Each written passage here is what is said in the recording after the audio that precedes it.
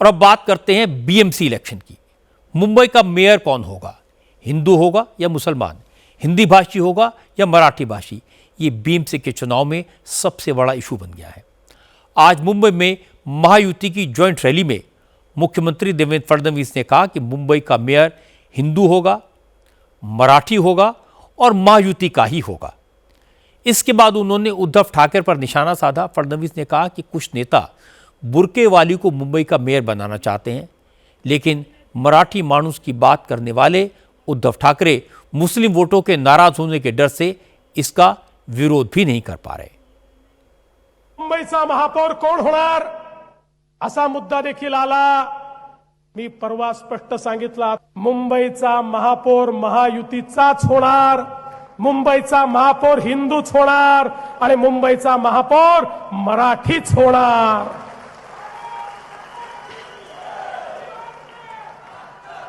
पण परवा वारिस पठाण बोलून गेले, मुंबई में बुरखे वाली मेयर बनेगी। आम्हाला वाटलं आता मराठी माणसाबद्दल बोलणारे तुटून पडतील, पण मला समजलंच नाही। अचानक भोंग्याचे सेल डाऊन झाले। सकाळचा भोंगा बोलेनाच, विचारलं तर तोंडातनं शब्दच निघेना। एक जण यांच्यातला बोलायला तयार नाही, हे त्याचं उत्तर देण्याकरता देखील तयार नाही। आता आम्हालाच त्यांना चार्ज करावं लागेल, तर कदाचित या भोंग्यातनं आवाज निघतील। आणि म्हणून त्यांच्या छातीवर उभं राहून सांगतो, या ठिकाणी महापौर हिंदूच बनेल, या ठिकाणी महापौर मराठीच बनेल। चूंकि देवेंद्र फडणवीस ने अपने बयान में वारिस पठान का जिक्र किया, इसलिए वारिस पठान ने भी तुरंत जवाब दिया।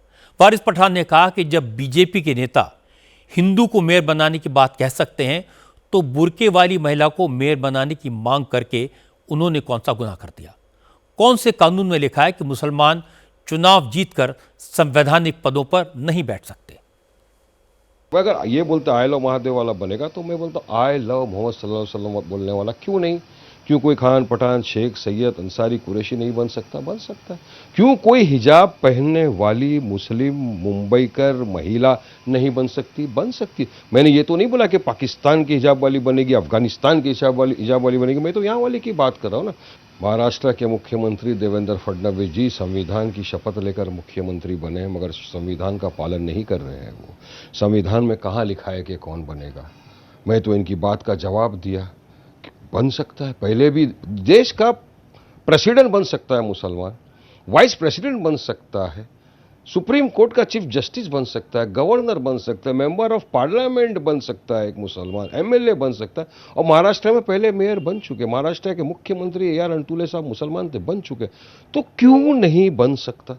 ये बीजेपी वाले दादागिरी और धांधली करते ना, नहीं यही बनेगा, आई लव महादेव वाला बोलने वाला ही बनेगा, तो मैं बोलता हूँ ये असंवैधानिक बात है और मैं इनको बराबर जवाब देता हूँ। तो मुख्यमंत्री जी को संविधान देख लेना चाहिए। लेकिन समाजवादी पार्टी के नेता अबू आजमी ने आरोप लगाया है कि वारिस पठान बीजेपी को फायदा उठाने के लिए इस तरह के बयान दे रहे हैं।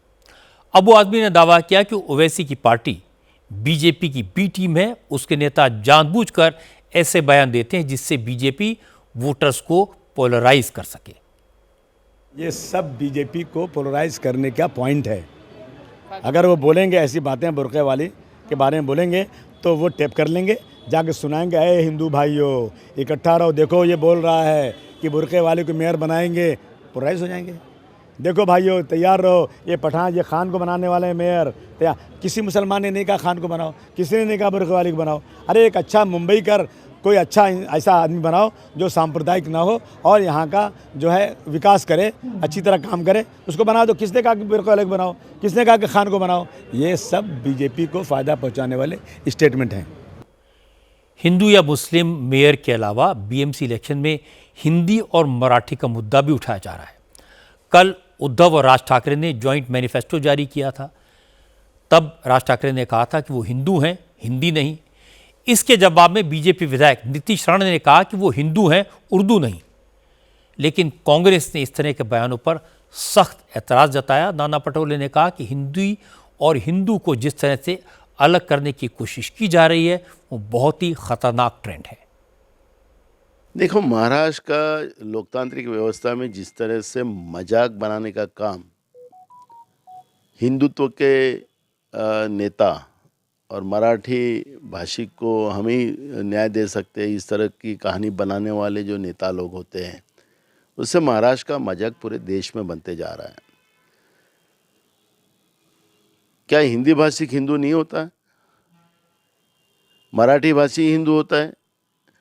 तो मुझे लगता है कि ये बकवास राजनीति करना इन लोगों ने बंद करना चाहिए।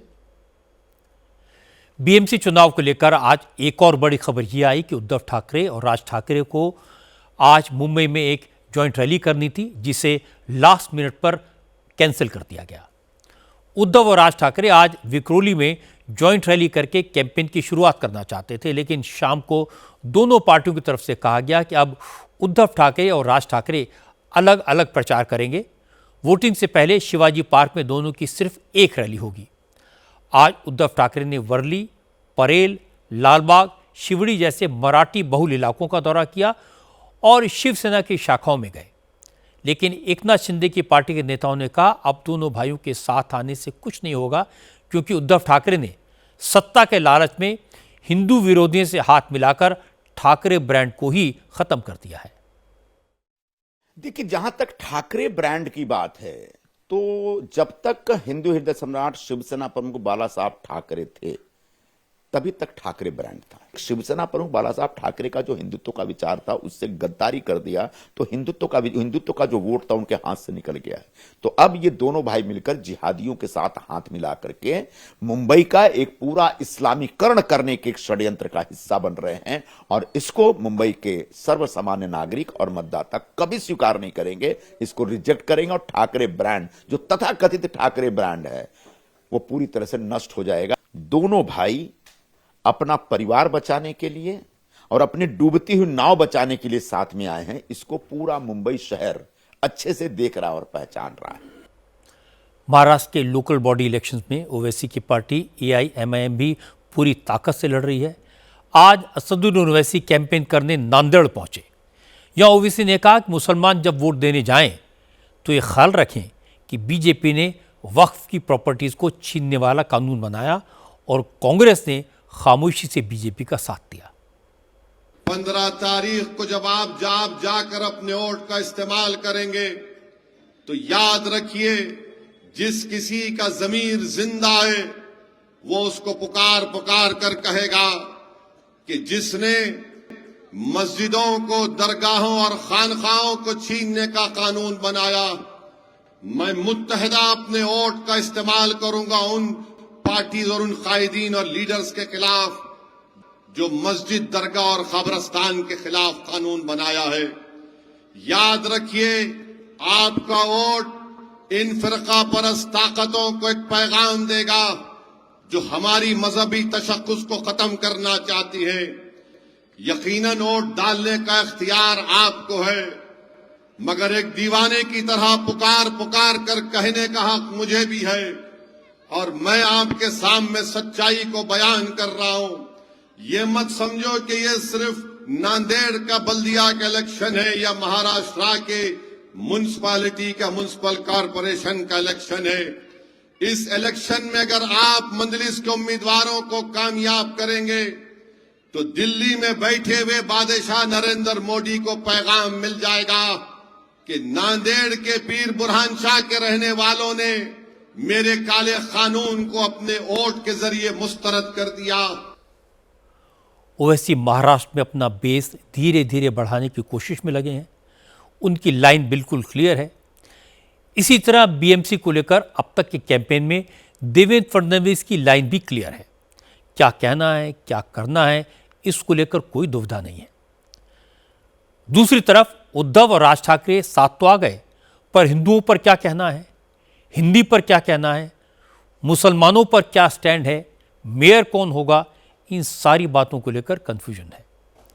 आज दोनों की जॉइंट रैली होनी थी, उसको कैंसिल करने से असमंजस और बढ़ेगा।